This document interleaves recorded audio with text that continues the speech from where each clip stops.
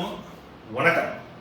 நம்ம எல்லாம் ஆட்டிவிக்கக்கூடிய, நமக்கு வேண்டிய வரங்களை தரக்கூடிய, பலாபலன்களை தரக்கூடிய குலதெய்வம் பிரதெய்வம் இருந்தாலும் நவக்கிரகம் முக்கியம் இல்லையா? ராகு பயிற்சி, கேது பயிற்சி, குரு பயிற்சி, சனி பயிற்சி சொல்லிட்டு இந்த பயிற்சிகளை முன்னாடி என்ன பண்றோம்? கோயில் போல அலையிறோம் இல்லையா? ஜாதகரை போய் பார்த்துட்டே இருக்கிறோம் இல்லையா? இப்போ எதுக்காக ஜாதகரை பார்க்குறீங்க? ஜாதகர் என்ன பார்க்குறாரு? ஜாதகத்தில் நவ கிரகங்களை பார்த்து 9 கிரகத்தை பார்த்து பலன் சொல்றாரு இல்லையா? அப்படிதானே? அதான். அப்போ அதுக்கான நம்ம ஜாதகரை பார்ப்பதோட சேர்த்து கோயிலையும் பார்க்குறோம் இல்லையா? இப்போ நவக்கிரக ஸ்தலம்னு சொல்லி கவர்மெண்டே பஸ்லாம் பண்ணியிருக்கு.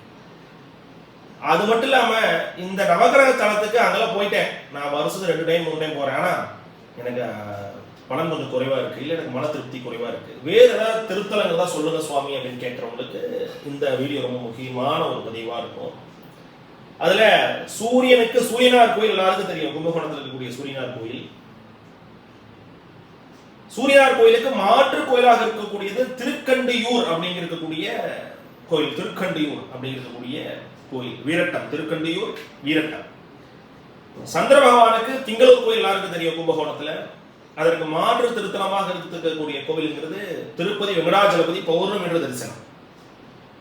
செவ்வாய்க்கு வைத்தீஸ்வரன் கோயில் எல்லாருக்கும் தெரியும். அதுக்கு மாற்று திருத்தலமாக இருக்கக்கூடிய செவ்வாய் பகவானுக்கு பழனி திருத்தலம் மிகப்பெரிய விருத்தி வெற்றி பழனி. அதே போல புதனுக்கு திருவெண்காடு எல்லாருக்கும் தெரியும். அந்த திருவெண்காடுக்கு மாற்று திருத்தலமாக இருக்கக்கூடிய திருத்தலம் மதுரை மீனாட்சி அம்மன் கோவில். அப்போ இந்த கிரகங்களுக்கு ஒவ்வொன்றுக்கும் மாற்று திருத்தலங்கள், அதுக்கடுத்தா இருக்கக்கூடிய கிரகங்களை அடுத்த வீடியோல பார்க்கலாம். நன்றி.